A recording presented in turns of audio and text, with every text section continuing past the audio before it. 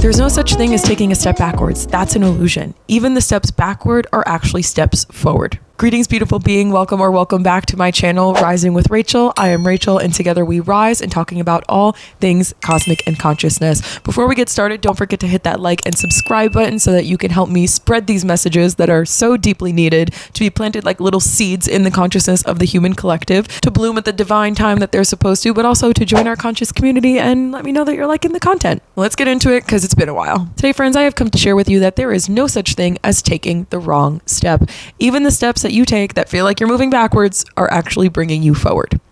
The idea that you could take a wrong step is something that your brain makes up in order to stay safe, because your brain says, oh, well, if I don't take any step, then that's safer than taking the wrong step and being led to disappointment or frustration or fears. But the only person that suffers from this ultimately is you, because you watch the world pass you by and you're not accomplishing any of your goals. But had you just started walking, started taking one step, any step, you would have realized, hey, maybe this route isn't for me. Maybe I do need to take a few steps backwards to reassess where it is that I'm going and read the signs more clearly and get onto the right path. Had you just started moving, you would have been in a different place than now. You would have been in a way more clear place than now, probably more progressive and tapped into your creativity than now, because once you start taking those steps, the energy just starts to snowball. You start to build momentum. You start to get excited. But just keep in mind again that if I were to set my goal to go on a 25-mile hike, I'm allowed to stop and enjoy the scenery. I'm allowed to stop and take a nap. It doesn't matter if I nap for 3 days. I can stop for some food to observe the animals. In time, I will still accomplish getting to the end of that 25-mile hike. It does not matter how long it took me. Why are you in a rush? Why are you in a race? Do you know what happens at the end of the race? We're spirit. Life is about the journey, never the destination. And that's something that rings more true every day of my existence, and in a multitude of different ways and in a multidimensional array of ways. But this is something that we have to remember in our hearts, because if we get stuck in this analysis paralysis of what's the right step to take, we're never going to move. And then we're going to blink. Our life is going to be passing us by. People are going to be accomplishing the things that we're going to want to do. And we're going to sit there shaming ourselves, wondering why we never had the courage to do it. So don't let your brain trick you into thinking that making a step, even if it's the wrong step, is incorrect, because again, there's no such thing. A wrong step looks like what? Okay, you tried the thing and it didn't work out. What's so bad about that? Maybe it's for you to realize that your passion isn't for you to capitalize off of, monetize off of. Maybe that's just a passion. And maybe now you can realize, oh, I'm actually destined for this path. There is an infinite possibility on how that could play out for you. But wouldn't you rather be more clear? Wouldn't you rather have found clarity in the contrast of what does or does not work, rather than wonder what if it could have ever happened? I don't know about you, but I certainly would. And I get it. Trust me. I know that it's hard. I'm only just starting to get out of this energy myself. And that's why I've come to, after a hiatus for a while, there's a lot going on there that I can share with you guys. I wanted to share this message because I'm starting to take the steps that I've been telling myself I was going to, and I was going to, and I was going to, getting stuck in my own cycles of thought like a hamster on a spinning wheel, instead of just doing it. And I've been starting to do things lately, and I'm starting to build that momentum. I'm starting to build that confidence in the fact that the efforts that I'm putting in are snowballing, and they're going to continuously build upon themselves and gain bigger traction, bigger momentum. And that helps me have energy to do more things and accomplish more that I've been saying I was going to do for well over 2 years now that I just never have. You know, these patterns and programmings and belief systems, you really have to dig into them to figure out why it is that you haven't started taking the steps. You have to really dive deep into your belief systems of your self-worth, of your self-value, of your beliefs of whether or not you feel like you deserve to take up the space that you think you want to take up, and feel into what it would be like if you stepped into that dream job, that dream relationship, that dream experience, and whether or not you actually have the confidence that you can keep it? Is it sustainable? You have to really dive deep into the shadow aspects of yourself to figure out why it is you feel like you're in quicksand. But once you start putting the little pieces together, you start to feel the power in the cellular structure of your bones, where you can realize, oh, I can actually just go like this, pick my leg right up and keep it pushing. And then when you do, you start to feel more confident. And like I said, that energy starts to snowball and it builds momentum. And all of a sudden you're knocking off things off the to-do list that have taken you so long for no reason. So all this to say, there's no such thing as taking the wrong step. The only step that you could take that is wrong is a step that you're not taking towards achieving your dreams. You can achieve anything that you put your mind to. It is just a matter of taking actionable steps, planning, and having energy to accomplish those tasks. So take care of yourself. Make sure that you're sleeping enough, drinking enough water.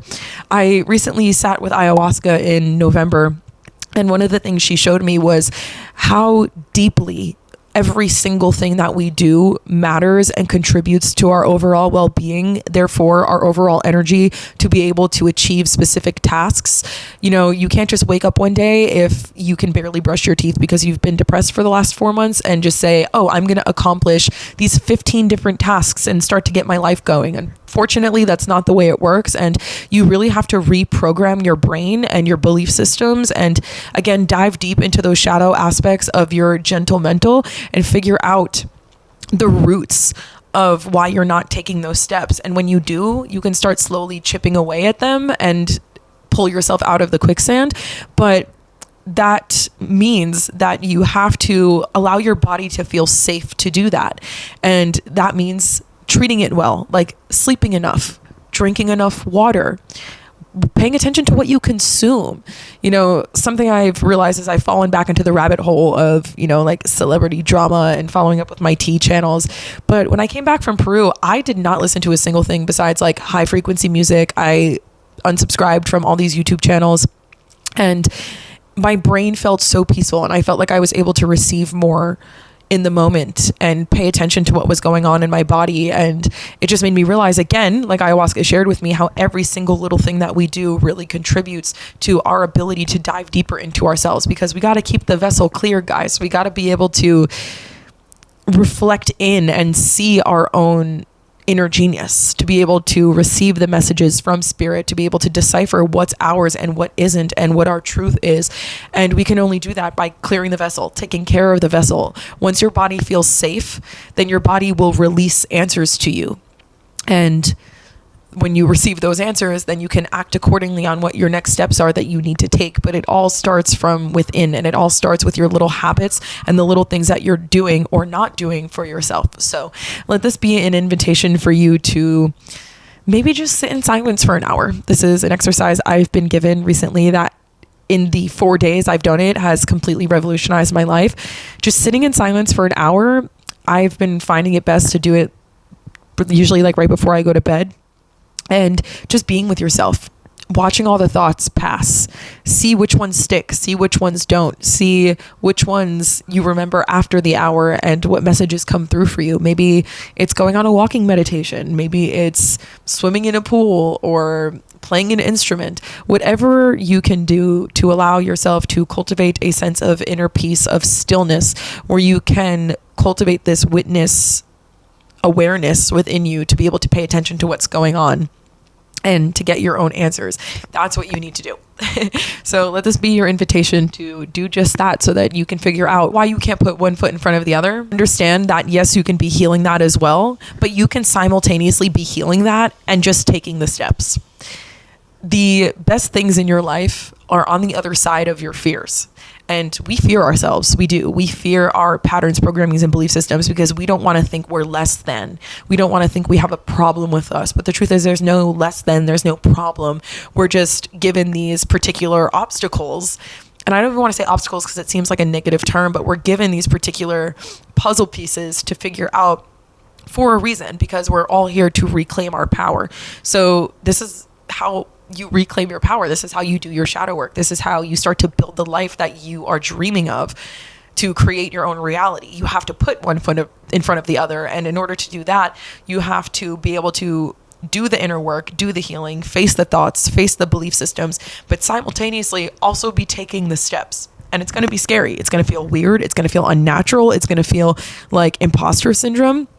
But you have to stop saying you're going to do things and actually do them. Because again, you don't want your life to pass you by and be stuck in the what ifs or the regrets of not using your youth, of not using this time that you have right now, because we're only getting older, to be able to getting you closer to your dreams. Knowing in your heart, holding this light that there's nothing you can accomplish, and that with one foot in front of the other, you will inevitably cross that finish line. So I hope this gave you some light that you needed to, planted little seeds that will bloom in the divine time that it's supposed to. Please, of course, let me know if you resonate, if this is something that's been on your mind lately. Again, I'm just starting to come out of this period myself, so I understand, as I like to say, that it's way easier said than done. But the more I'm starting to come out of this quicksand, I'm starting to realize that I've had the power the whole time, and I just want to shake everyone and wake them up to the fact that they have that power too. And it all starts with what they're doing in their now moment, because the future is a matter of what dreams you are planting today, what intentions you are planting today, what actions you are taking today. And so it is. Thank you so much, guys, again, for being here. I've missed doing this on my little hiatus. Again, a lot has happened in the meantime, so I will inevitably get to posting about all of that. But thank you again for being here. It's an honor to be a conduit of spirit, source, God's, whatever energy you want to call it, universal energy, to deliver these messages and leave my little mark on the planet. So thanks for being here with me and holding my hand as we walk each other home. It's an honor to be here with you. Thank you, soldier, because I know you are on the front lines of this spiritual revolution happening on the planet with me. Thank you for being a way shower and doing your part to heal, because as you heal yourself, you'll heal the entire collective. And so it is. Love you, and I'll see you in the next one. Bye, guys.